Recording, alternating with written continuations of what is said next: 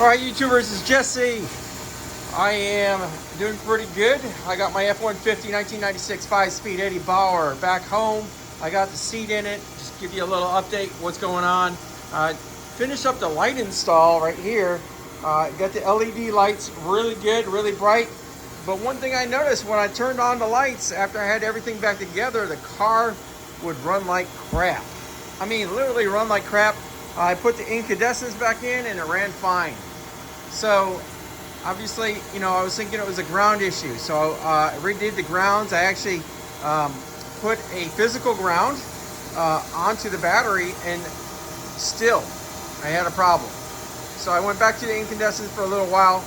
But one thing I did notice, from time to time I'd get a hiccup in this 6-cylinder, and it would run like this. And I'd be going down the road, and then what would happen would be, it would just like almost stall in the middle of, you know, doing 30, 40 miles an hour, just buck.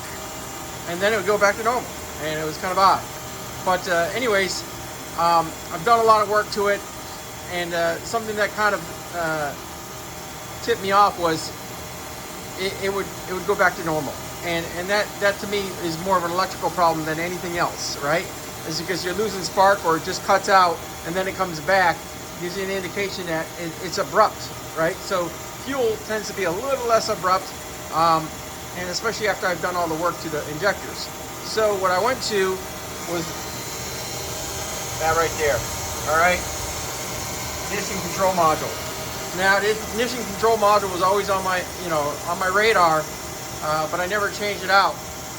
And I was like, well, you know what? This could be something that, when it heats up or when it's too cold, it's just not going to operate properly. So what I did was I went ahead and bought a Motorcraft one. And when I pulled it off, lo and behold, got an old Chinese one. All right. This is, I don't know what this is, but it's a piece of garbage. Obviously, it had the thermal grease on it. That's important, but it didn't matter. Okay. For some reason, these OBS trucks really do not like cheap parts. They don't like the non-Motorcraft parts. I mean, you can use them, but at your own peril, okay? And lesson learned. If you can afford it, if you can find it, go to the junkyard, do whatever you have to do, but get an OEM part. When you get these OEM parts, they're less likely to be a problem for you, okay? Now, just for reference, people are probably gonna ask me, what did I do to the car to make it run this smooth? Well, it's got an EGR delete, okay? It has an EGR delete. It's because you can't get it's hard to get the parts, and if you get the parts, they're super expensive, all right? So how did I delete the parts? Well, it looks like it's there, but as you can see, I don't have the air pieces to it. And then when it comes down to the exhaust manifolds, I have plugged it up at the exhaust manifold level, okay? So I didn't take the pipe and squish the pipe or weld anything and put a quarter in it. I basically did it right where it's supposed to be done. And then what I did was I hooked everything back up, all right, to kind of trick it a little bit. So you're gonna get a chicken light, but as far as I'm concerned, I don't care, all right? Car runs really well. It's got new O2 sensors, runs absolutely beautiful, all right? So the key to this, this whole thing is good grounds, all right? And take your time and get good parts. Running amazing. So I hope you like this series. I'm gonna post a few more videos. It's been a little frustrating with the hiccups. After I had started up initially, it ran well, and then it started to give me hiccups.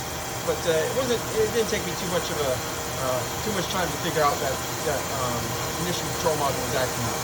And putting a Motorcraft one in made a difference. I probably should have took it off before, just for GP, just to check if there was a factory one on there, and change it earlier. But I didn't, because the car ran.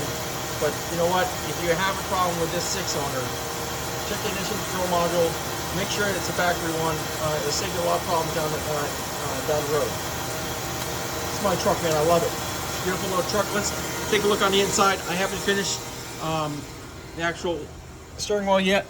I got the leather cover. I need to get this thing stitched up. But I got the old veteran seat cover underneath the seat cover. I redid the upholstery. Great guy did it for me. Did it in a mocha, and Did the carpets, just spray painted those actually. It didn't turn out too bad.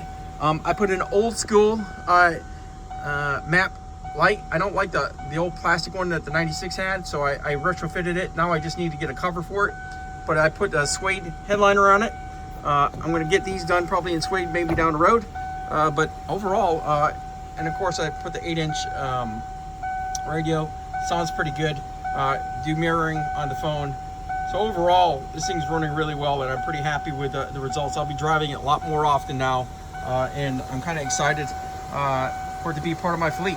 And when I say fleet, I have a fleet of cars, unfortunately, and I probably need to get rid of them. A few of them. I got my Mercedes here. That's my daily driver. And of course, I got my Flare Side. The Flare Side is a cool little car. I enjoy that truck. It's a 5-liter, 5-speed. Eventually, sometime I might sell it in the future. I mean, these things are becoming more valuable, and this is actually in really good shape. So, with the 5-liter, 5-speed, it's a 2-wheel drive, but I love the truck. It's just an absolute gem of a truck. I've never had any issues. Never left me stranded, not once. Got my Mercury over here, the Cougar. Underneath the cover, I have a little AMG Mercedes, and then I have a Bronco way back there. Okay, so I have a fleet of cars, but I love these little OBS trucks. I think they're great. Put the time in them.